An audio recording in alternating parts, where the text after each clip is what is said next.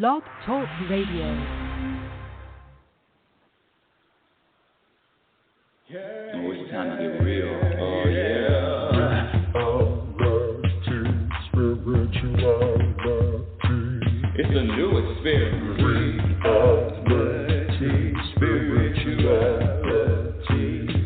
Yeah, keep your ears open for this one now. Reality, spirituality. You got a question for RLN? Reality, spirituality. Yeah, it's time to get some answers, baby. Spirituality. Oh, now we get real. Get real. Spirituality. Yeah, it's time to get down. Reality. Spirituality. Yeah, you're gonna feel good now. Real good. Now, that's what I'm talking about. Time to get real. Ooh-wee, everyone. Welcome to Reality Spirituality. I'm your host, Global Happiness Specialist. That's right, I said it. Global Happiness Specialist, Inner Peace Practitioner, Oracle, teacher, but even more importantly, a student of the universe, just constantly growing, constantly learning, constantly expanding. And boy, oh boy, are we in for a treat today. Woo! And if you've listened to me, if you've listened to the show before, you know I share what is behind the scenes.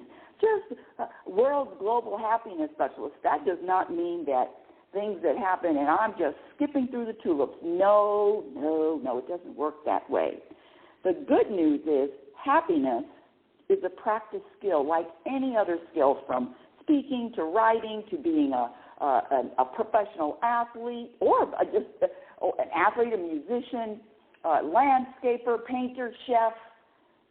Happiness is a practice skill, and let me be very clear because that word happiness sometimes gets a bad rap. So when I say happy, when I say I'm happy, what I really want to convey is an energy, which is an energy, a vibration of contentment, a vibration of peace, a vibration rooted in trust and surrendering in the moment, and acceptance.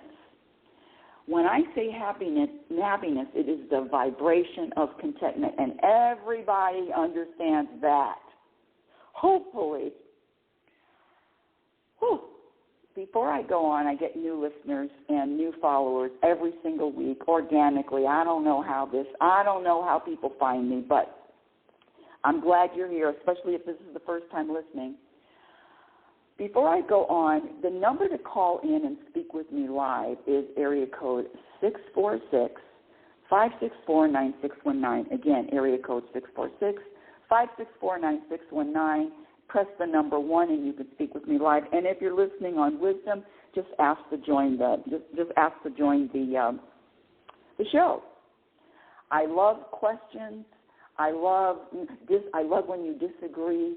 I love your comments. I love you sharing. When I say happiness specialist, when I was younger, I wished for the same two things. I wanted to live to my potential, and I wanted to be happy. And so this happiness journey has been over 45 years. Did I say 45 years? How could that be 45 years when I'm only 32? Huh? How does that work out? You do the math. 45 years. And I'm here to say that when I say happiness is a practice skill, and inner peace is a practice skill, and feeling content is a practice skill. The more you commit to the practice, the better the results, the better the outcome. So the question that you ask yourself, not me, because for me, happiness, contentment is number one. Number one on the list. Top priority, committed, focused, peace, and contentment. That's it. Everything else is just extra. It's just icing on the cake. It's just thank you. But the number one priority in my life, and I realize that everybody isn't the same, I realize that, is contentment. And when I say it's a practice skill, the good news is anyone can make a commitment and anyone can practice. The first part of the practice is to gradually eliminate all of those programmed behaviors that have been proven to subtract from your contentment, your happiness, your peace. And so some of those behaviors are programmed. Believe me, when I say programmed, it is any kind of behavior, any kind of learned behavior that you have that you didn't have when you popped out of the womb, starting with blaming anyone or blaming your circumstances for how you feel, comparing yourself to someone else, giving power to words. I know, I said it. Excuse me. Giving power to words. Words aren't innately words are not powerful. Noticing what someone else is doing, talking negatively about someone else or the conditions that have nothing to do with you, or conditions in the world that you have no control over. Thinking anything is serious, thinking anything is important, sharing bad news, having expectations, living in the past, living in the future. All of these, I'm up to 52 program behaviors that subtract from your contentment. 52. And I just listed, 12. One of the things we're going to talk today about, which is real life story this week.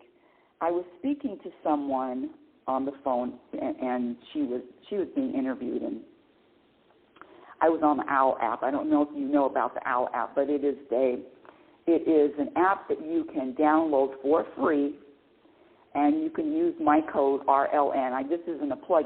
I'm just sharing with you what this app is about.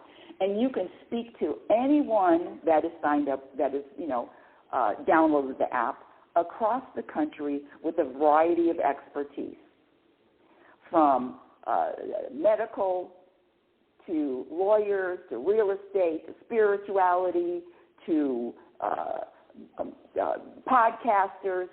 You name whatever kind of vocation, and OWL has it. So that's just another. I don't know how I got off on that tangent, but it is a free app to download.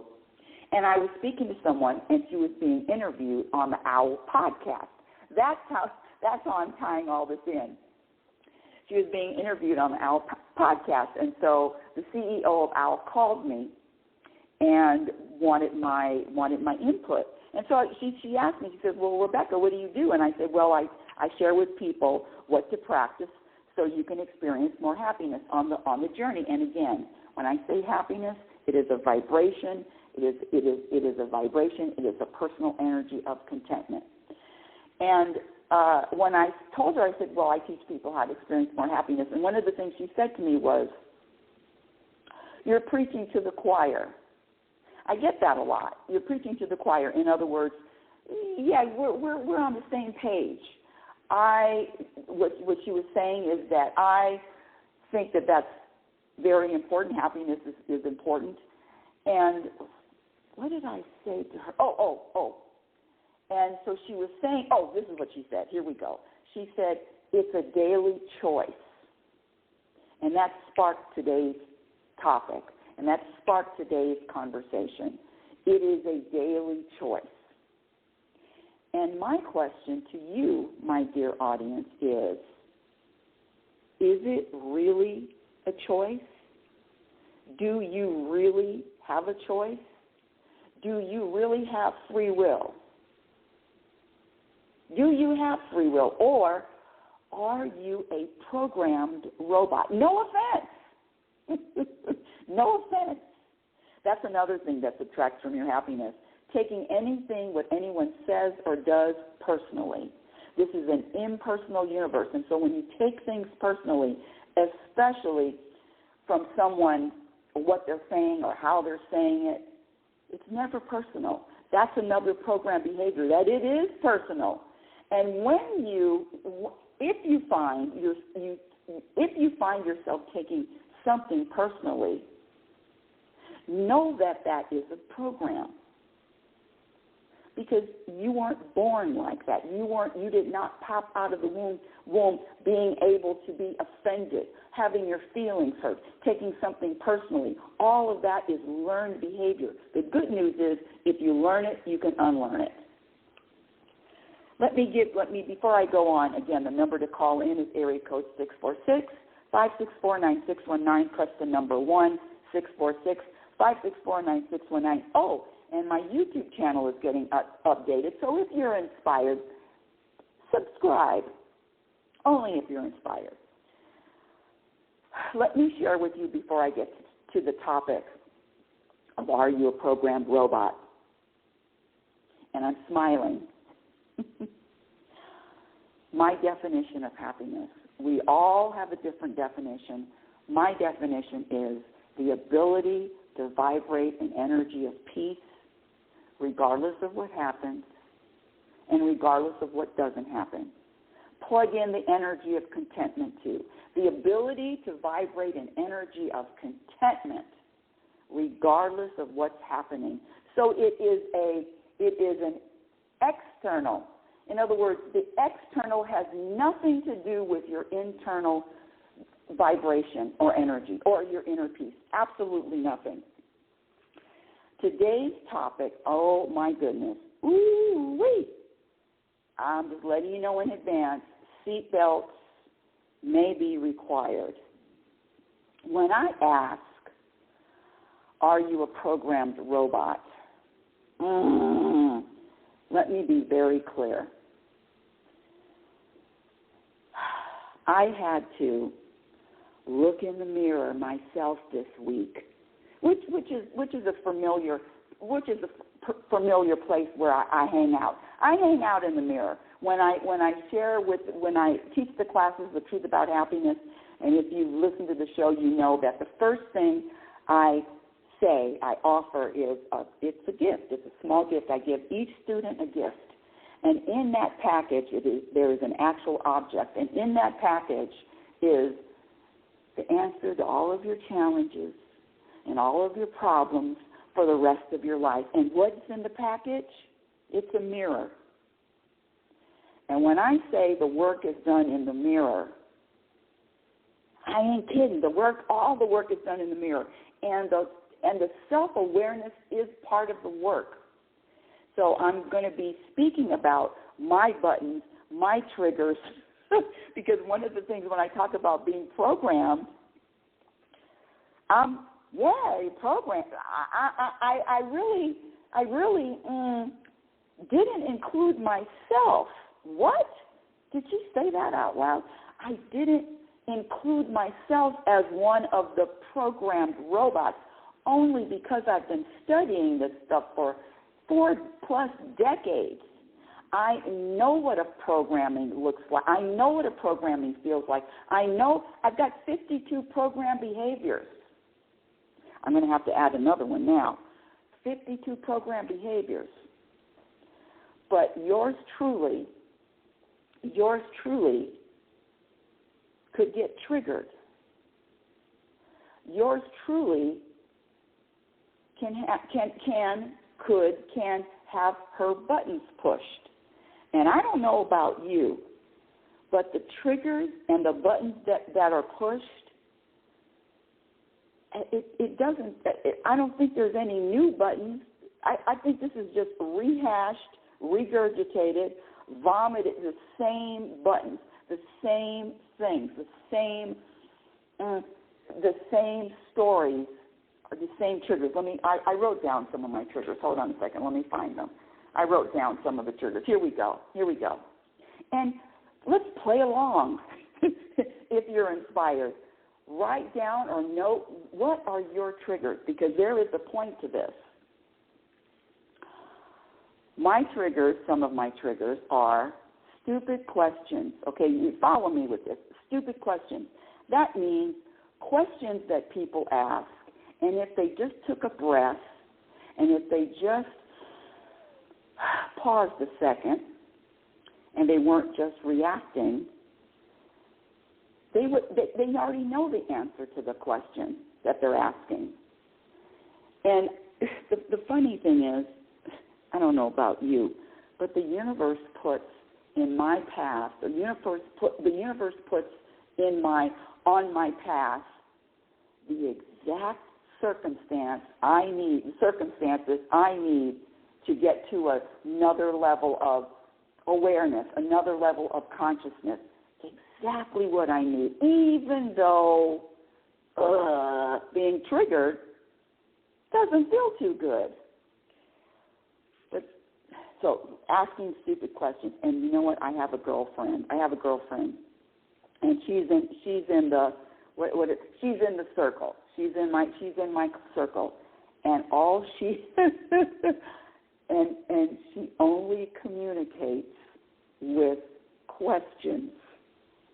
The joke, the practical joke. She only communicates. I mean, I could be if I'm talking to her face to face or on the phone, and it's 3 minutes have passed. There's probably at least 10 questions in 3 minutes, and every question that she asks, she knows the answer to, and that just bugs the hell out of me. And don't think we haven't had conversations about it. Don't think I've tried to change her. Don't think that but now my whole practice is acceptance, because if I'm not accepting her, then I'm not accepting myself. But don't think I've tried. Don't think that I haven't tried to ask someone else to change their behavior so I would feel better. Having a communication, working it out. No, you don't need to change. Just be yourself. If who you are is asking 20 questions that you already know the answer to, and that's the way you communicate in less than 3 minutes, you notice how I bump that up from 10 questions to 20 questions. Oh, the exaggeration sometimes is so helpful. But questions. Don't think I haven't tried. But let's get back to my triggers. And play along. What are your triggers? Here's another one. This may be more common. Customer service.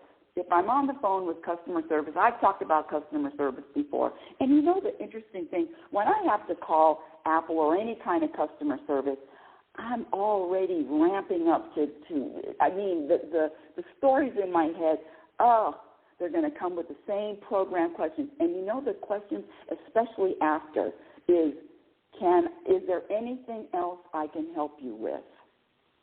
What did I call? I called Apple last week. What was it about? It's about my MacBook.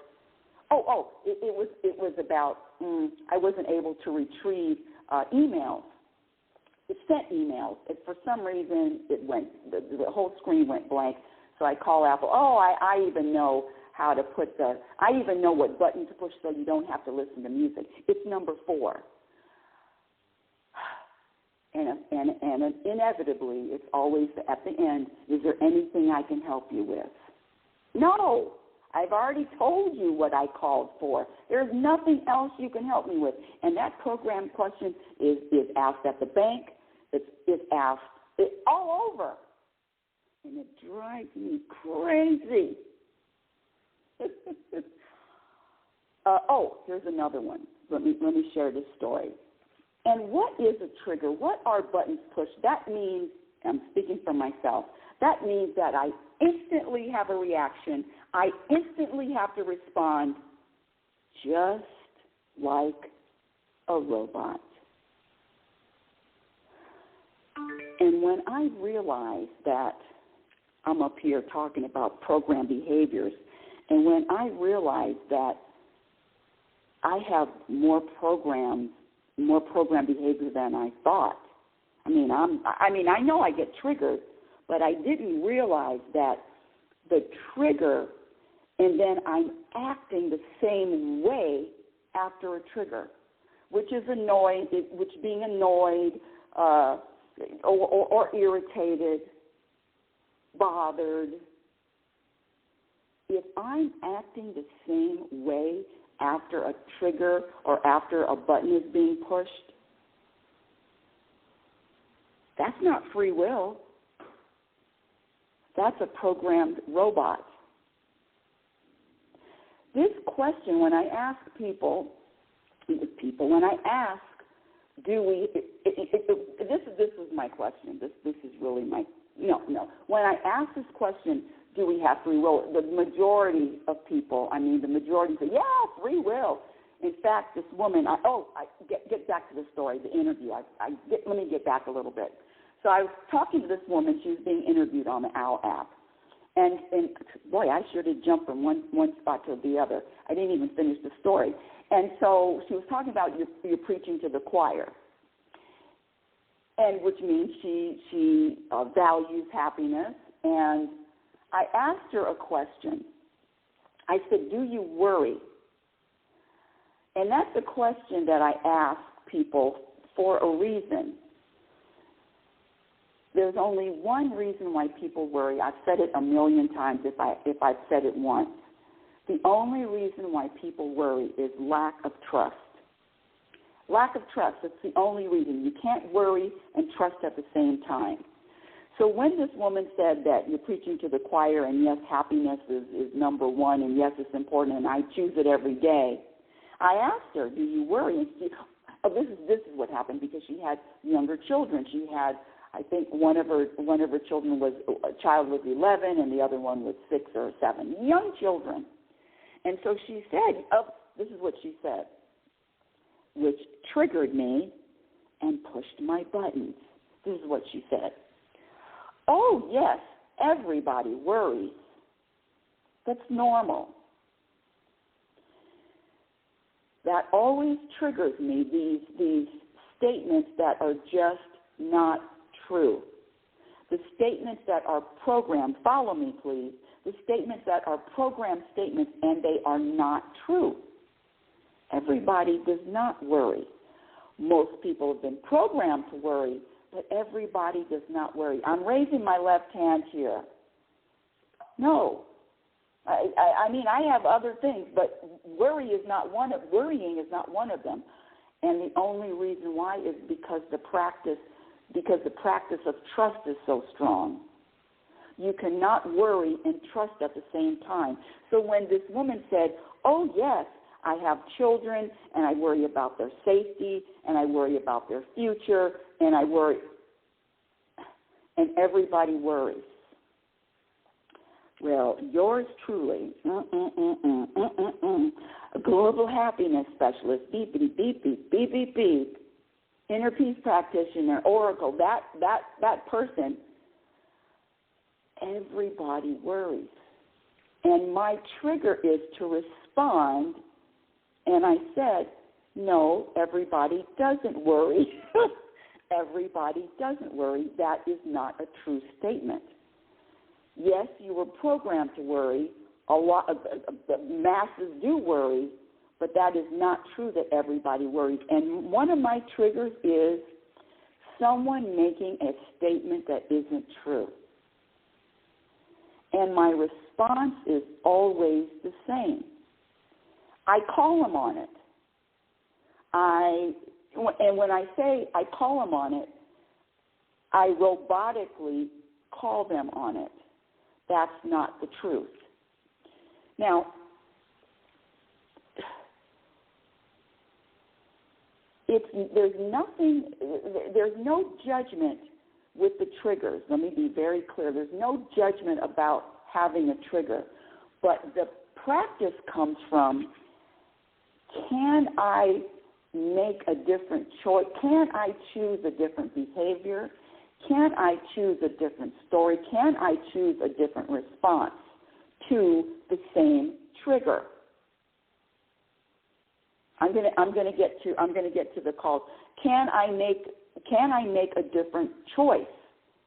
Can I respond differently? Can I, if I hear a statement that isn't the truth, can I shut up and listen to it without reacting? Because it is a reaction, and there's a difference between reacting and responding.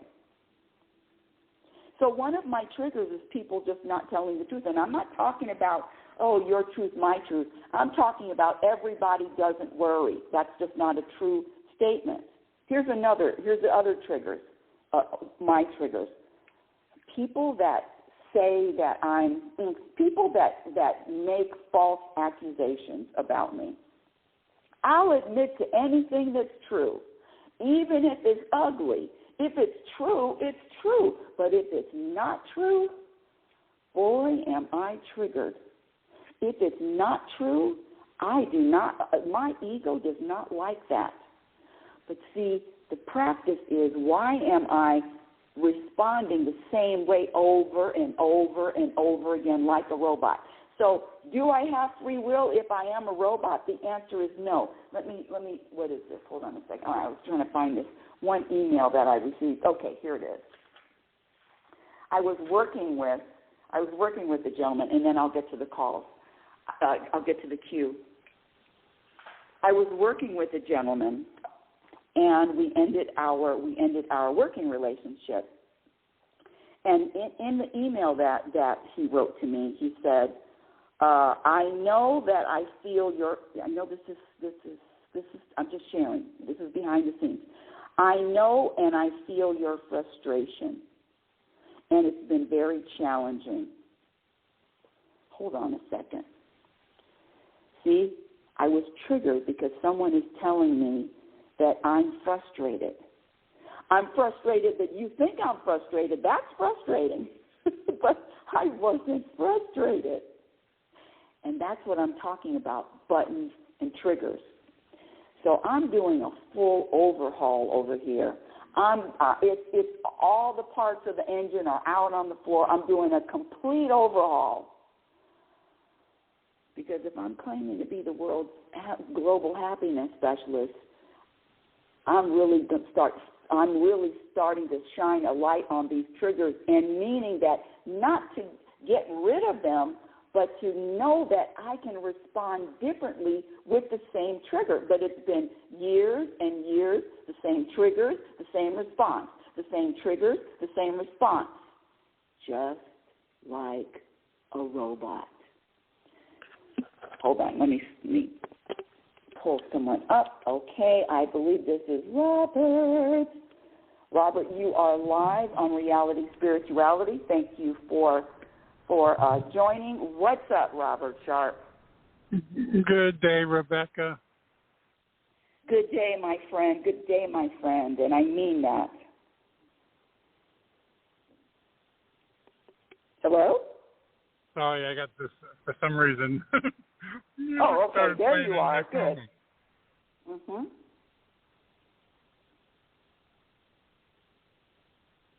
Hello? Sorry about that. That's all right. Speak. Okay. I was going to say, everybody gets triggered. But I'm only kidding. That's so funny. That's so funny. Yeah. Well, I understand what you're saying too. Like the person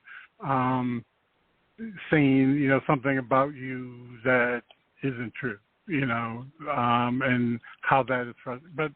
But you mentioned your ego, which is the proper place or the source of where that came from. But I think a lot of times, like you say, you started the show with talking about the mirror.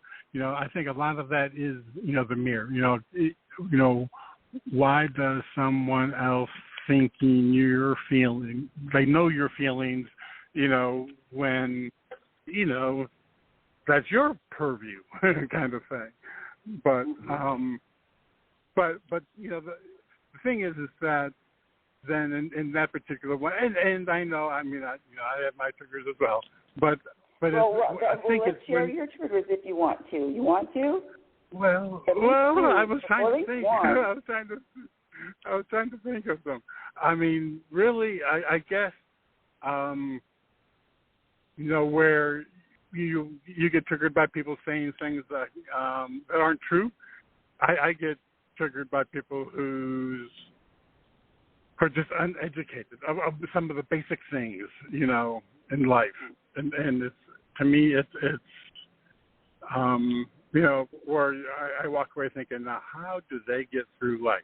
You know, and then, you know, of course, I have to look at myself and figure out, you know, why is it I'm, you know, responding judgmentally, you know, when that's the case. The but worst, anyway. Isn't it the worst going back to the mirror and saying, well, it's not them, it's me? Isn't that the worst? Well, you know, but I think that's the purpose. You know, I mean, when we get down to it, that's the case, and you know, and the more often that we can realize that, you know, that is the case, that it's like nothing personal, it's just something for us to look at about ourselves, then, you know, all the better, because then it leads to learning more and knowing oneself better. Well, yes, and once you do that, my then you don't get triggered. With all of this, the point with all of this is, if I'm triggered, why am I responding the same way all the time? If I'm triggered and I have free will, then why can't I respond in a different way? That's really getting the purpose of sharing this. And if you can't respond differently, why am I just robotically same way? So how? And then I had to say, well, I got to come back and put a percentage on my own programming. Well, what is it? So I came up with probably 75% non-programmed, and then 25%, because if I have triggers and I'm responding the same way, that's just another program. But I'm on it. Trust me, I'm on it. I'm on the job. I know. And that's the key.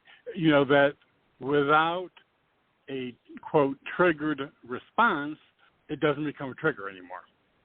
Mm-hmm. It only becomes a trigger when you respond in a trigger, like there was something pointed at you, you know, that something was shot at you, you know. But if you recognize that that's not the case, you know, then it no longer becomes a trigger, because, you know, whatever the action is or was, no longer, like you say, that, you know, gets programmed response.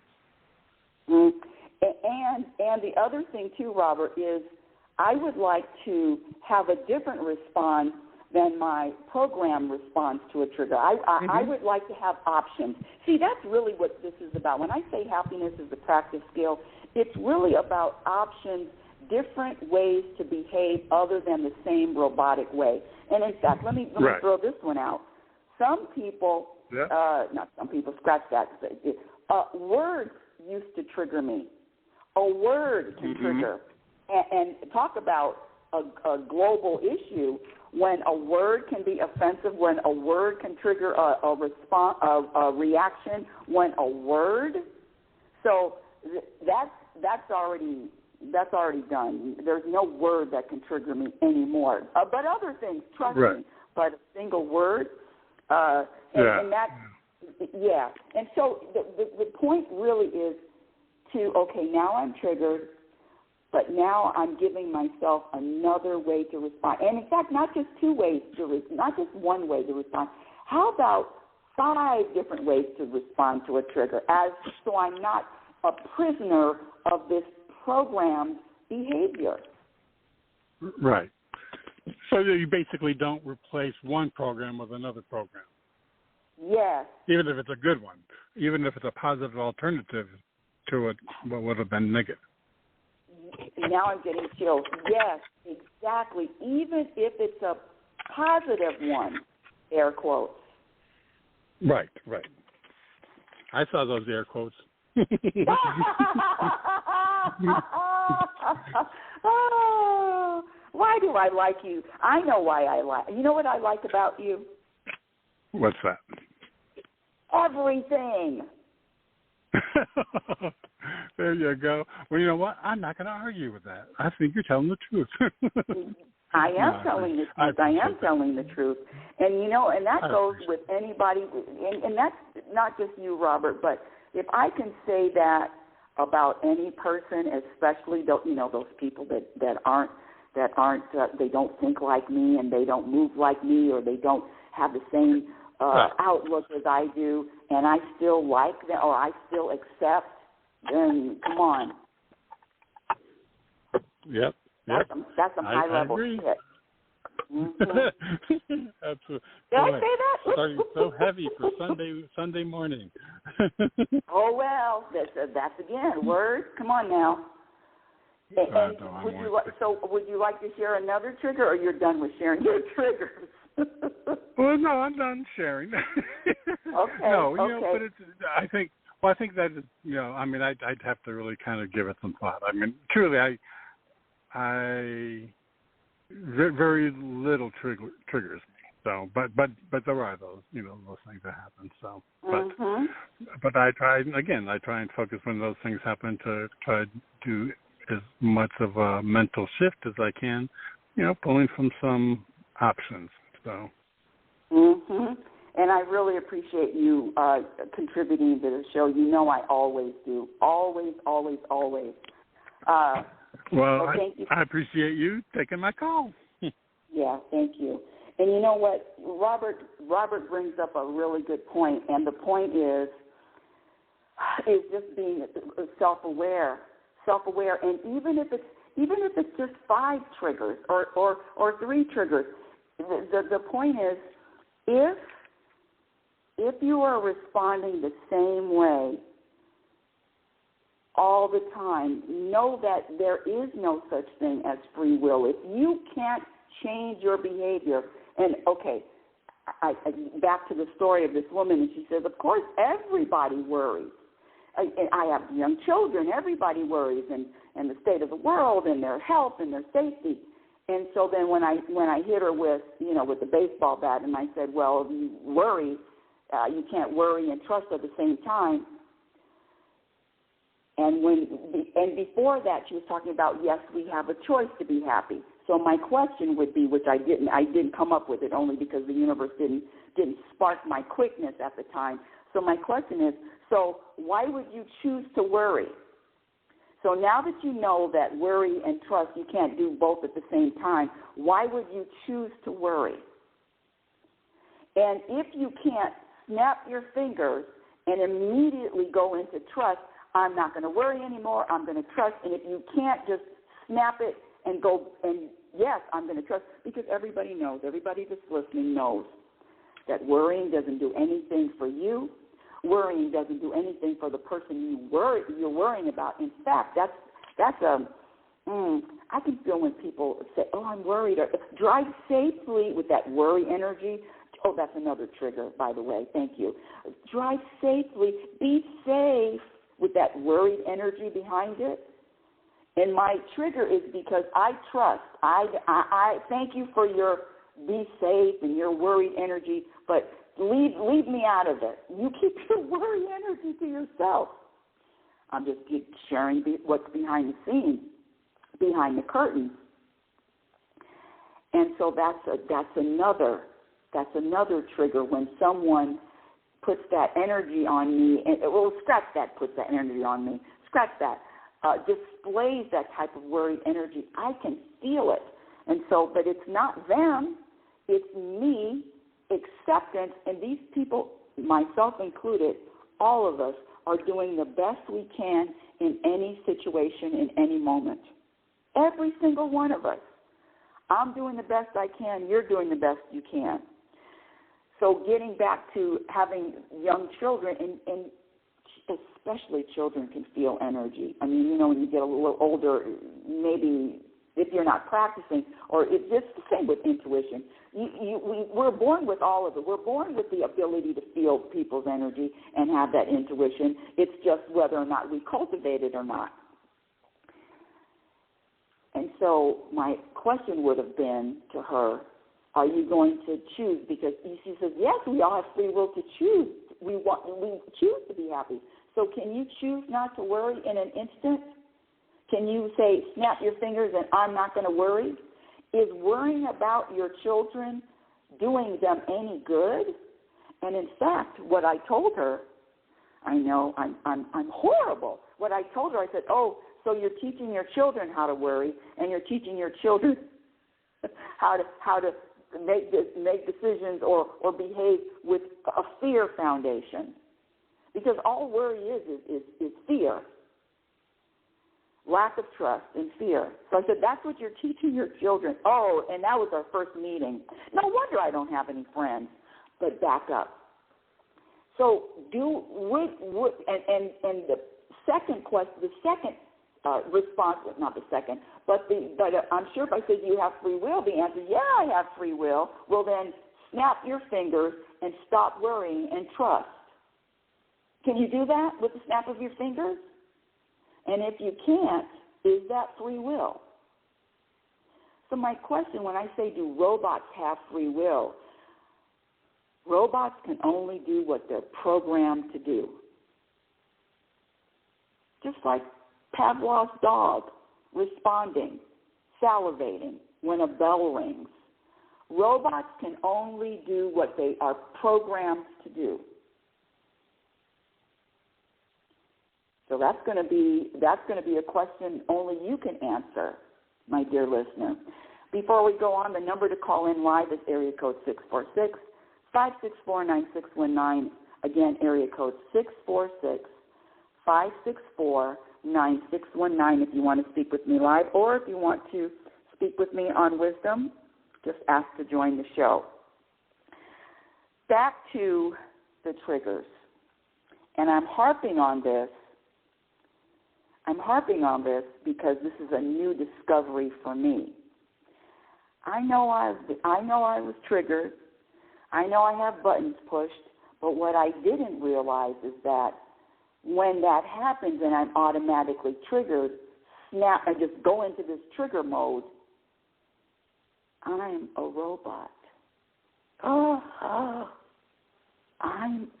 a robot. And I talk about, and I'm against being a robot.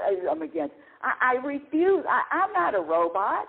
But when the truth hits,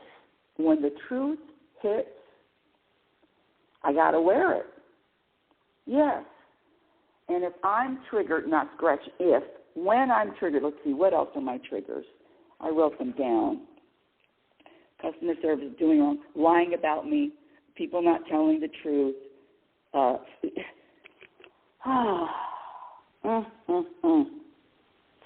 got work to do. I have practice. I have more things to practice. And the first thing that I'm going to practice is, what other response can I implement? What other response can I implement when I'm triggered? Because I've done that other reaction for decades. What new response can I have? Can I find? Can I discover when I'm triggered? I don't want to be a robot. I don't want to. No, it's not my nature. No, and I do have free will to make a different choice and to make a different decision. Oh, yes, I do. And it is going to take practice, and it is going to take time. It is going to take patience with the process. But I will be damned if I'm going to sit up here and react to the same things the same way for years after years after years. I'm over it. Something different, something new, something fresh. That's free will. And I don't know. I'm not going to act like I do know. But a woman that says, yes, I worry about my children, and there's no judgment here. It's just describing. There's a difference between describing and judging. So the description of a woman that has young children, that is worried about her children, if I said, choose to trust, snap my finger, choose to trust, instantly, can you do that? Can you do that? And if you can't, is that free will? Free will means you can do anything at any time, in any situation. You can make a choice. You can choose. But how long? But I'm just asking, is that even a possibility? You know what? Yes, it is. Don't think that that's impossible. Snap your finger. Now the worry is gone, and now you're only going to trust. But what are the odds of that? That's all I'm saying. Let me get back to, last week we talked about clicks and views and likes and shares and how numbers, social media numbers, affect contentment and happiness and peace. And it's the same moving into this week. It just, these practices just flow into every circumstance. There is nothing external, nothing out there, likes, views, clicks. There is nothing out there that has the power to affect how I'm feeling inside, has the power to alter my inner peace. Nothing. But the program will say, yes, this is happening, and so now I feel like this. That is happening, so now that makes me feel like that. And that goes from getting news about finances, getting news about health, getting news about a job, getting news about getting fired from a job. I use the term universe. You can use whatever term you want. Source, God, higher power, spirit, whatever term. Know that in every moment you are being served. Regardless of how it feels, regardless of how it looks, you are being served. It's not easy to eliminate the programming. It's not easy to even know instantly, oh, that's a program. The practice is to question all of those bold statements. Those statements that, what did somebody tell me the other day? We're talking about finishing this book. Now, I'm on my second book. It's called Program for Unhappiness. And he says, well, you're going to be making a big influence in the world. You're going to help a lot of people, and you're going to influence the world. And I said, well, that's not why I'm writing the book. That's not why I'm finishing the book. What do you mean that's not why you're? What do you mean that's not why you're writing the book?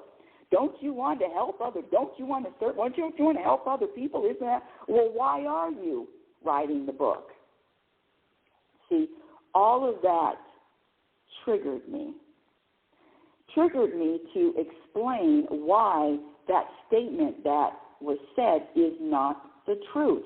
See, you follow me? A lot of my stuff, I'm not saying everything, but a lot of my stuff has to do with, a lot of my triggers, buttons push, has to do with not speaking, not hearing the truth, people not speaking the truth. It's the same as this world, definition of success. Really, what is the definition of success? Is it fame, money, power, influence? What is it? The other one is you have freedom. You have so much money, now you have freedom. What is success? I know that's an individual. It's an individual definition. But my definition of success is the ability to be able to smile and laugh and even tell a joke on my deathbed. Tell a joke. Later, alligator. Bye. See you when I see you. Smile. That's my definition. And the other definition is the ability to live in the present moment at all times. That's successful for me. Living in the present moment, and my ego doesn't. It's the opposite. Wants me to have a story, wants to stay in the past or in the future. Nothing about the present moment the ego is not interested in.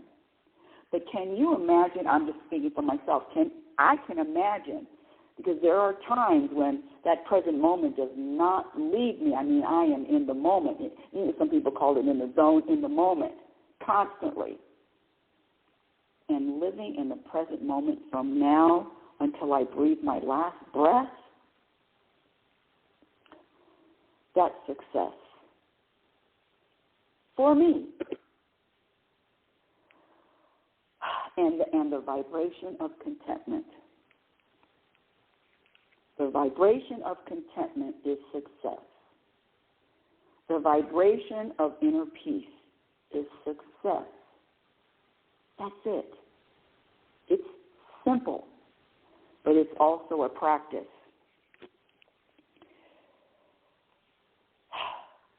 I'm just looking over my notes. The ego does everything in its power to keep me out of the present moment. That's right.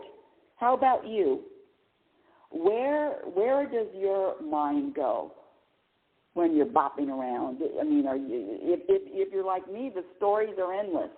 The ego always has something else for me to do other than be in the moment. Oh, and by the way, the ego is not coming up with any new story. You can't get any more programmed than the ego. I use the term ego. You can use lower consciousness, critical mind, whatever term you want to use.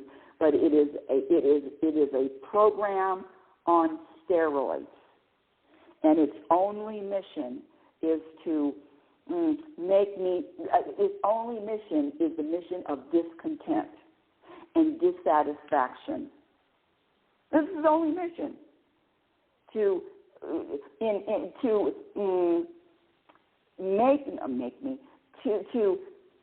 have enough influence over me that and when I say over me, those are air quotes too, because we have two identities of what we're living with, that ego, critical mind, and then that universal self.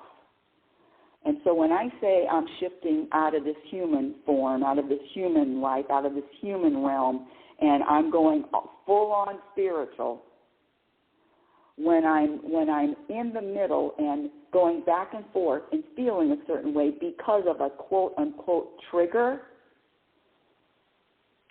I'm all egoed out.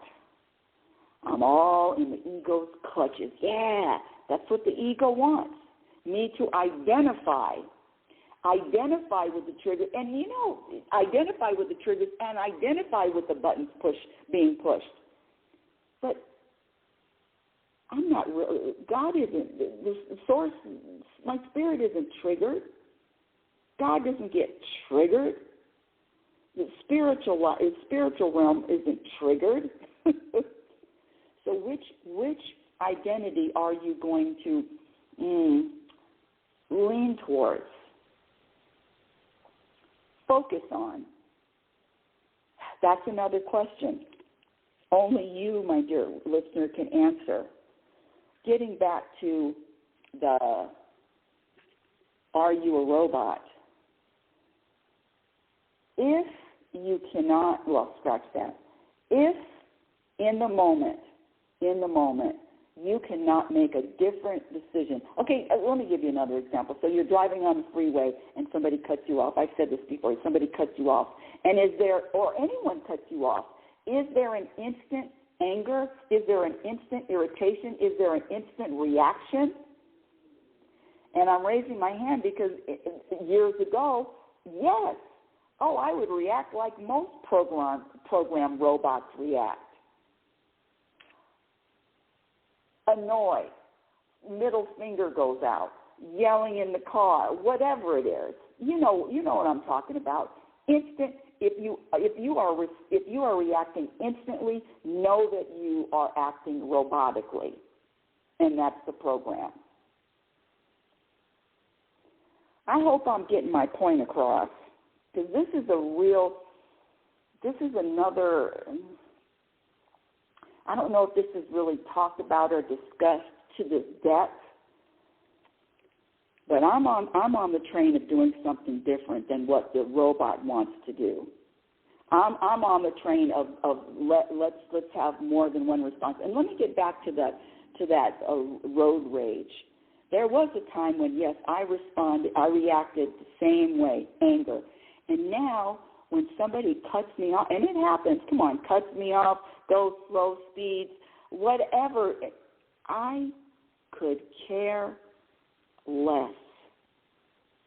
There are no more road rage stories about safety or watching somebody. Here we go. Put your seatbelts on this one. Looking out, because someone told me this the other day. I was watching this driver, and they stopped next to me, and they were on their phone. They were texting on their phone. Ah.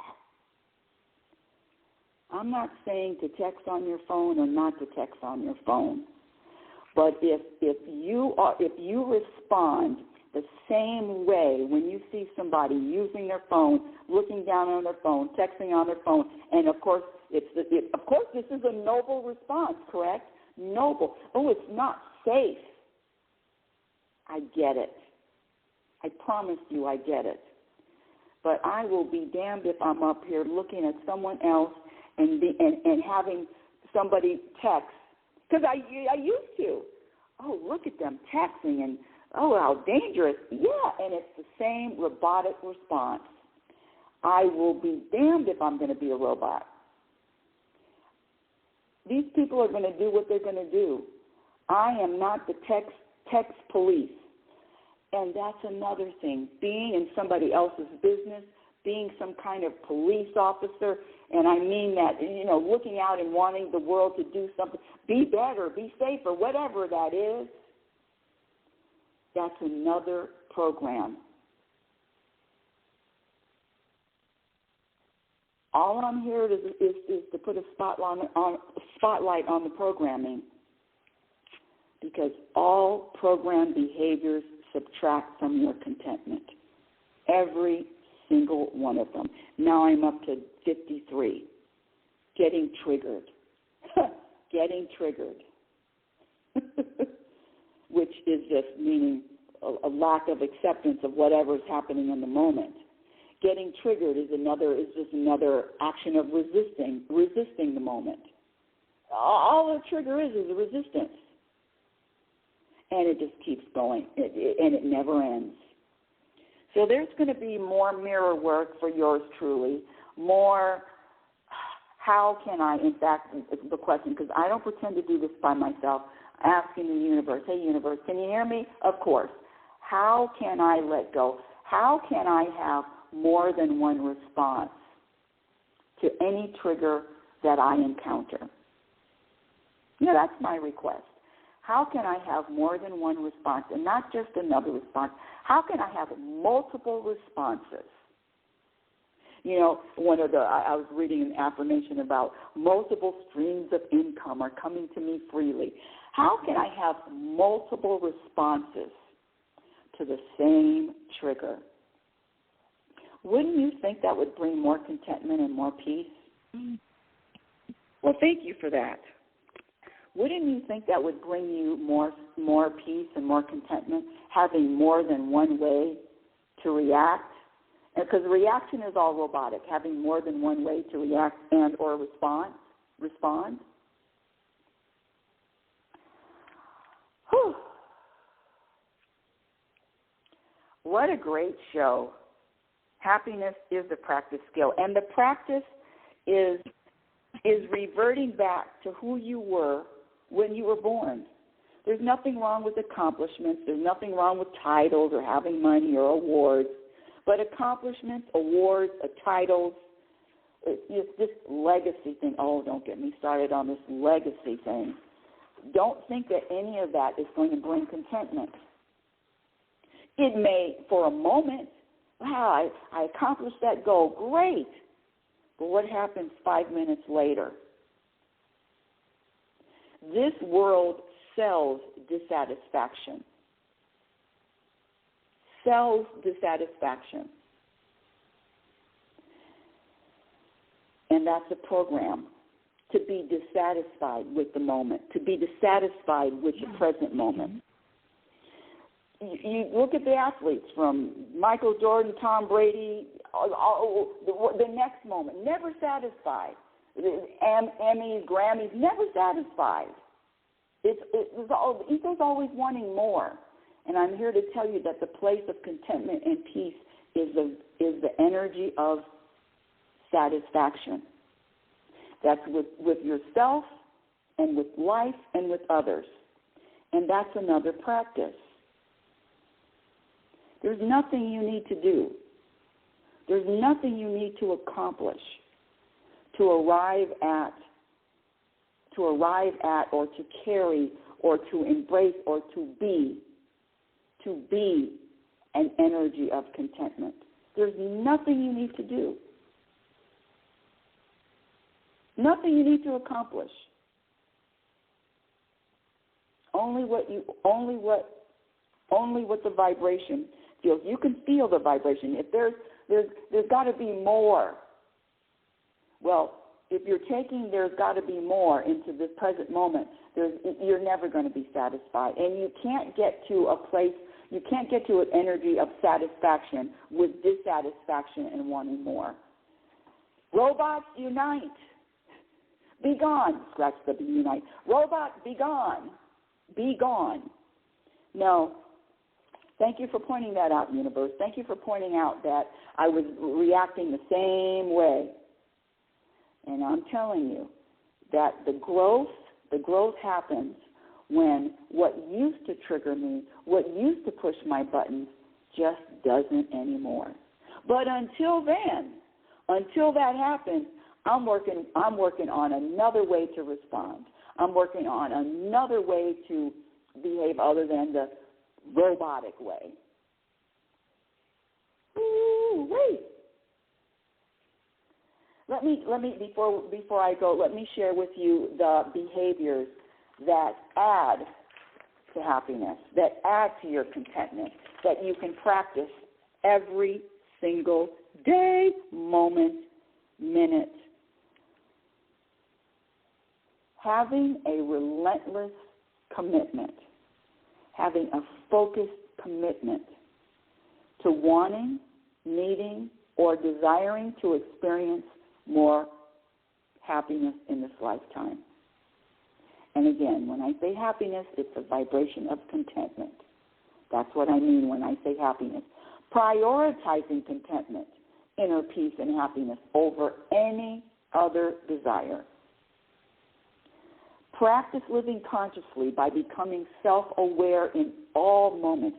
Self-awareness is the work. Self-awareness is the key. Choosing peace in all moments. So if I'm reacting to a trigger, I'm not choosing peace. And in fact, my free will has disappeared. Choosing peace in all moments. Practicing acceptance of self, acceptance of others, acceptance of this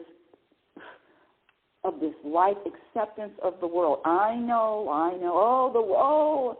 horrible world. Well, the world reflects, and your view of the world reflects how you feel internally. It just does. You either see, you're either with a glass half full, glass half empty. However you see the world is how you are feeling inside. Surrendering without resistance in any moment. Humbling the ego, not identifying with the ego. When I say humbling, you know what the ego is going to do when I tell the ego, and I say, oh, nope, not going to act like that anymore. I mean, I'm going to switch behaviors. No, I'm not going to act the same way with the same trigger anymore. Oh, my ego's going to go into a panic mode. No. Must do the same. Must act the same. Must have the same. My ego's on a very, very strict diet. I'm starving the mother, starving it, little by little. Nothing wrong with you, ego, but I already know your tricks. And what does my ego want? My ego wants me to feel bad for as many moments as possible and as long as possible. that feel bad. There's something wrong. A different energy other than contentment. The other behaviors that add to your peace, inner peace, happiness, and contentment. Here we go. This is a tough one. Being at peace with uncertainty. Being okay with uncertainty. Not having to know what's going to happen tomorrow. Uncertainty. Do you know how unsettling that used to be for me? Uncertainty. I need to know. That need to know is another program. Practicing trust. Letting go, releasing people, places, things that just are not of any service. Choosing your perspective. Choosing your focus. When I say choosing your perspective, nothing has to change in your life. Absolutely nothing for you to shift your energy just by changing your perspective. Find what's good in every situation. And if you can't find it, keep looking. And then when you do find what's good in the worst situations, guess what? Then you can teach it. Then you can share it. Staying out of everybody else's business. Celebrating your growth regularly. Celebrate you. Celebrate your growth. Celebrate that. You know what? That used to really bother me. Now, who cares? Who cares? Having patience. Having patience with yourself and having patience with the process. Remaining open to a variety of possibilities and experiences. Remaining open. Open, open, open. And that's it for today. Reality Spirituality. Thank you for listening. Reality Spirituality is heard every Sunday at 9 a.m. Pacific Time. And my website is RebeccaNorrington.com. Follow me on Twitter at RLNorrington. My LinkedIn is Rebecca Norrington. My Instagram handle is Reality Spirituality. And my YouTube channel, if you feel inspired, you can subscribe to my YouTube channel. I am updating it with help from a very smart young woman, updating it, and YouTube channel is a work in progress, but feel free to check out the videos. I'm going to be adding some new videos, short videos. And my first book, Reality Spirituality, The Truth About Happiness, can be purchased on Amazon. I collaborated and I wrote a chapter in 2 books. One of them is, if I only knew then what I know now. And the other book I contributed to was called The Book I Read, which is just about one of my most influential authors, and that's Dr. David Hawkins, Hawkins. And the book that I'm writing now, which is going to be published sooner than later, coming up, I'm smelling it, I'm getting closer, it's called Program for Unhappiness. And until next week, my dear audience, I want you to remember who the hell you are. You are a physical extension of the universe. Your conscious energy, which is always evolving, always changing, always growing, always expanding. Love is patient, and love is kind. Be kind and be patient to yourself. You, me, we're all doing the best we can in every single moment. So the practice is to accept who you are, where you are, exactly for what you are. Be your own best friend. And remember, you cannot have a happy ending to an unhappy journey. It is about the journey. You've been listening to Reality Spirituality Radio with yours truly, Global Happiness Specialist, Rebecca L. Norrington. And remember, happiness is a practice skill. And I promise you, the more you practice, the more peace, the more contentment you will experience, you will find, and your experience in every moment reflects on what you practice. Have a conscious week. Thank you for listening. Yeah, oh, it's time to get real. Oh, yeah.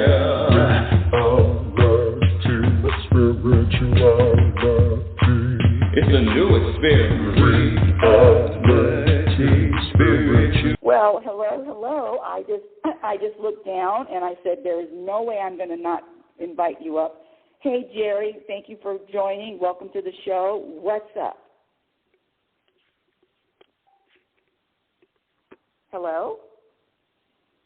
Hello. Oh, I can hear you now. Hi, Jerry. How you doing? This is my first time. Oh, good for you. Me too. My first time talking. My first time talking to you. Is this Rebecca? This is Rebecca. Okay, I love what you said. I think happiness is a choice. It is a choice if you're not programmed. Yes.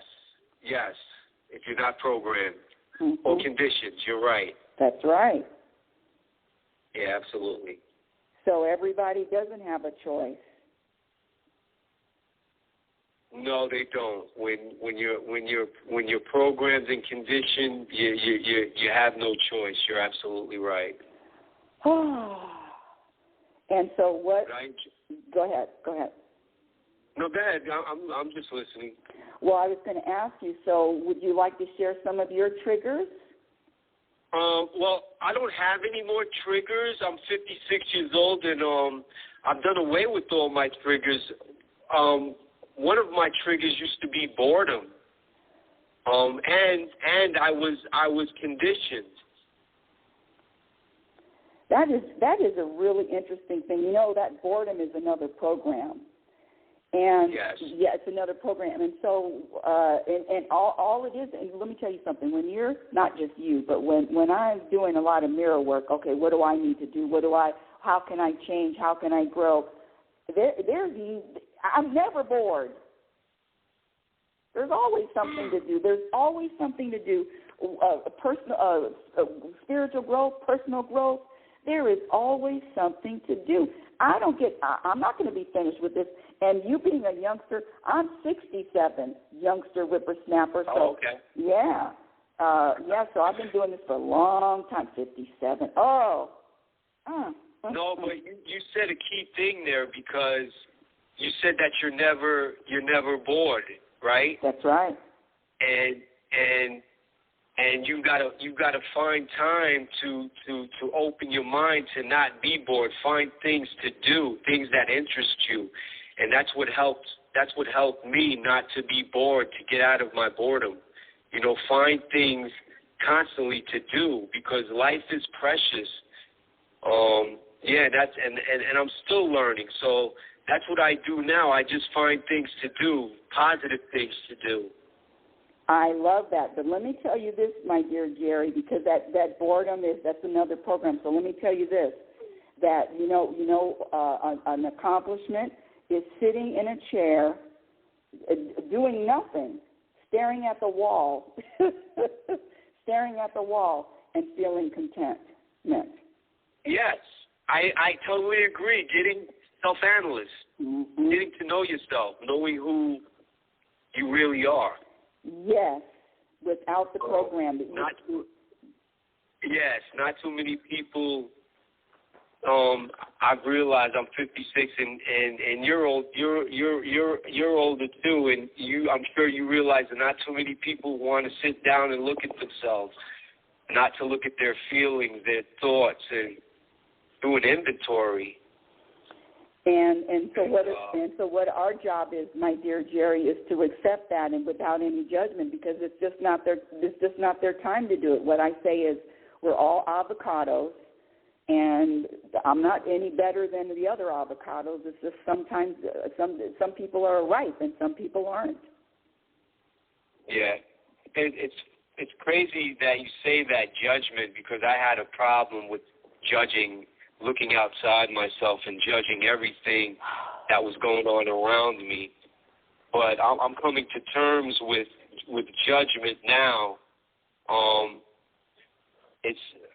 I used to tend to judge people because of the things that I didn't like within myself, and I'm still learning now that there's a word for that, a spiritual word, in fact, that I learned. Would you, because we're running out of time, would you like to come back up again if you have time? Would you like to come back up? Okay. Perfect. All right. Okay, yeah, good. Because I want to hear what you have to say. Okay. So do I just go? Okay, so then you just go, and then you're going to come back and just request to join again, and then I will say yes. Or wouldn't it be terrible if I said no? That's horrible. What a horrible joke. Okay, Jerry, come on back. So you have to request again. There he is. Yay.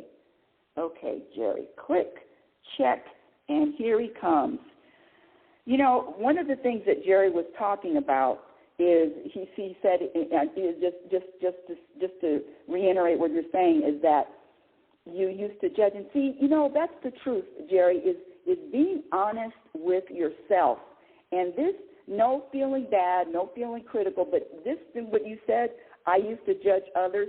Trust me, Jerry, I was the queen. I had a Guinness Book of Record of judgment. I could judge so many people. I knew what was wrong with them. I knew what they needed to do. Judge, here comes the judge.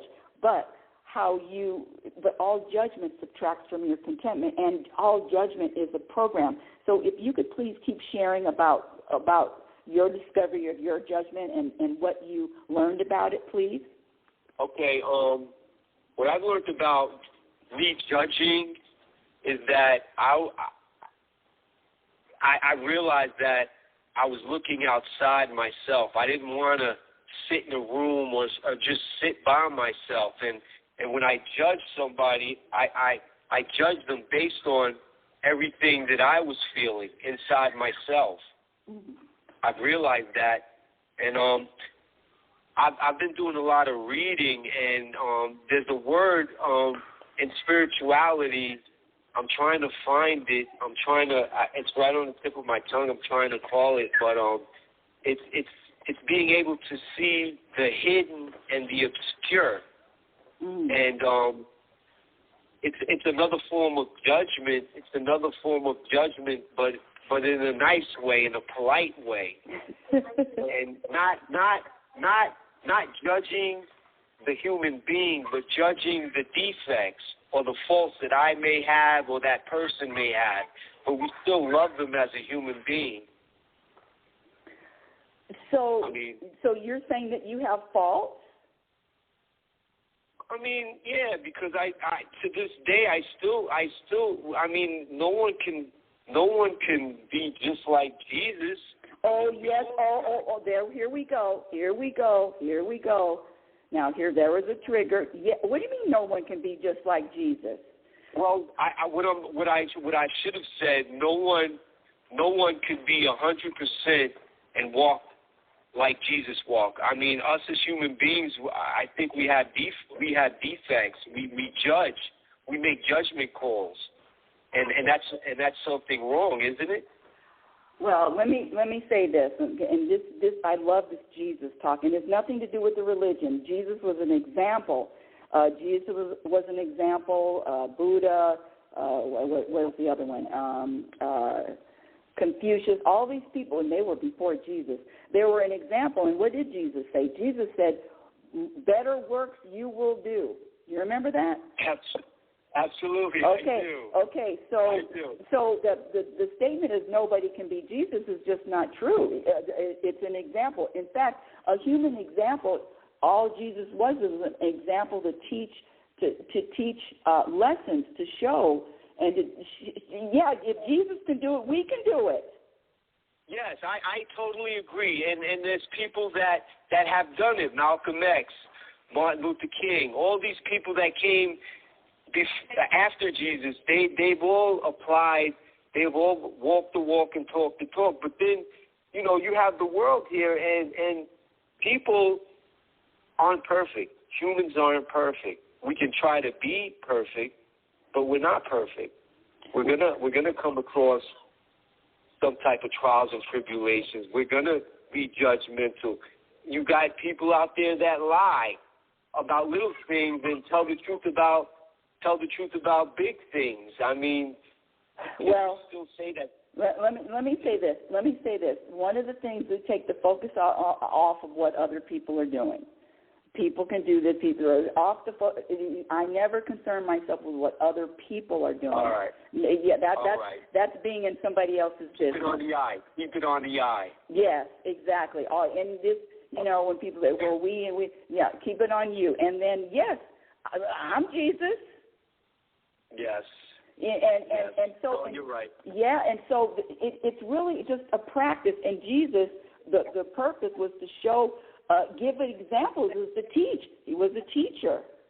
And come back again. Yeah. Come back again if you have time, because I want to say that, especially we talked about Jesus now. Here we opened up a new can of Jesus. I love Jesus. I love Jesus. I love Yahweh. Okay. Yahshua. Okay. And so now we're talking about Jesus. I love this topic.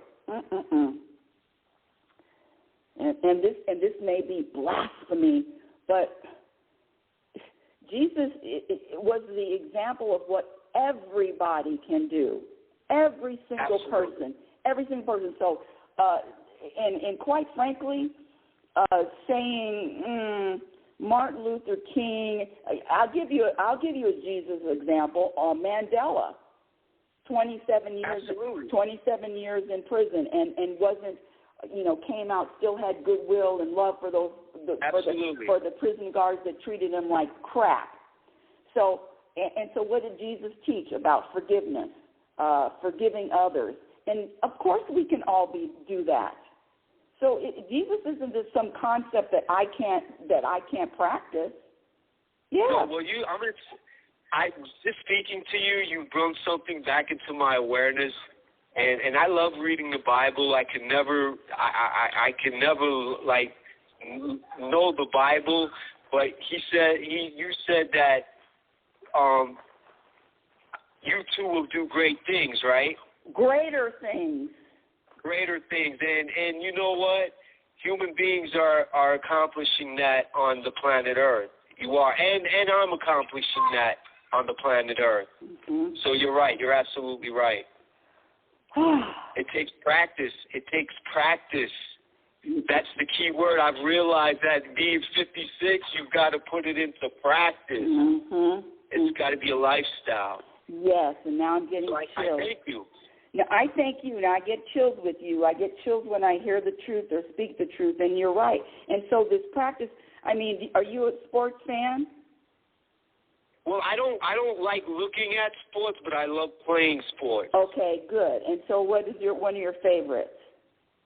Basketball. Okay. So basketball takes practice. Three-point shot takes practice.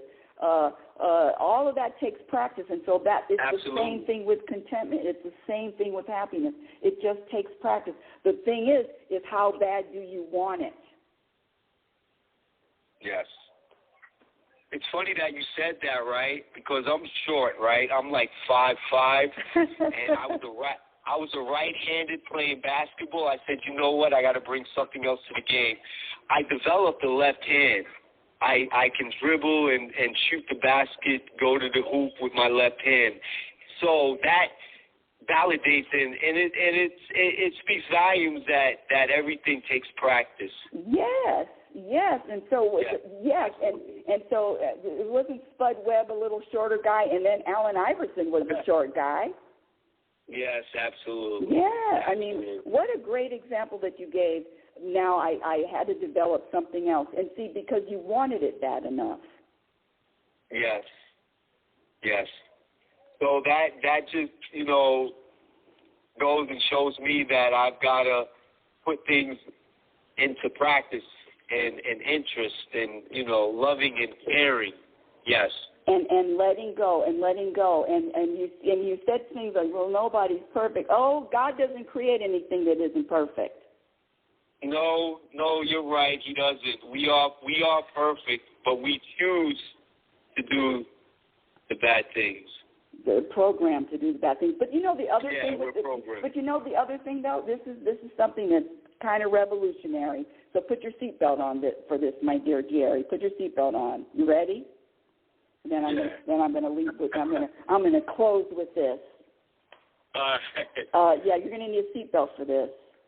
The universe. I love stimulating conversations. Yes. Well, the universe is experiencing all of this through us. We are spiritual beings, consciousness having a human experience, correct? Absolutely. And so the universe, God, whatever you want to call it, is experiencing all of these things through us.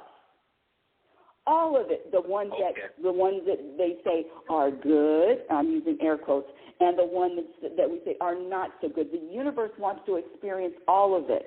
The sun shines on the serial killer and the Pope. If a murderer and a rapist plants a garden of roses, it's going to grow just like the Pope's garden of roses. So what I'm saying is, and it's a little challenging. At least this is my belief, and nobody has to. And I really appreciate you, Jerry. And nobody has to accept it, but this is my belief that the universe wants to experience all of it. We're the only, us humans, being a human, are the ones that, oh, there's something wrong here. There's something that needs to change. Oh, this isn't right, and I get it. I promise you, my human, I do get it. Do you know if I was in charge, this world would look a lot different, but I'm not. I'm not. The universe wants to experience it all. It's uncomprehendable. It all. The good, the bad, the ugly. It's the humans that say there's something wrong with this, what's going on. Ooh, boy, oh boy, oh boy. Well, I know I'm going to get emails on that one. I sure did love Jerry. I'm so glad that I extended the show for Jerry. What a great call. What a great contribution. And see, that's the thing, just being open to different perspectives, different ideas. And yes, we all have the ability to grow and to be as close to the universe as possible. What do I say? I say I am a walking example, a human example of the universe. That's what I am. Now I got some things to work on, but that's what I am, and that's what all of us are. The universe expressing itself through me. And give yourselves an A+. I know, an A+ for everything. A+, A+, A+. I get a lot of emails on that one too. A+. And with that, happiness is a practice skill. Now let me get out of here. And you start your day. And here's the theme song. Have a conscious week. Later, alligators. Yeah. Oh, it's time to get real. Oh, yeah.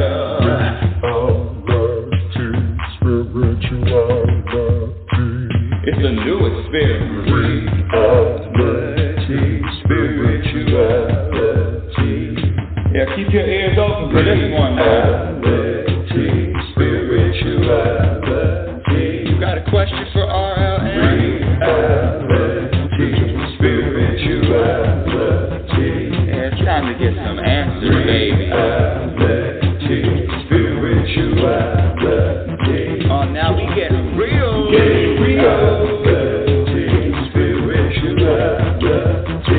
it's time to get down.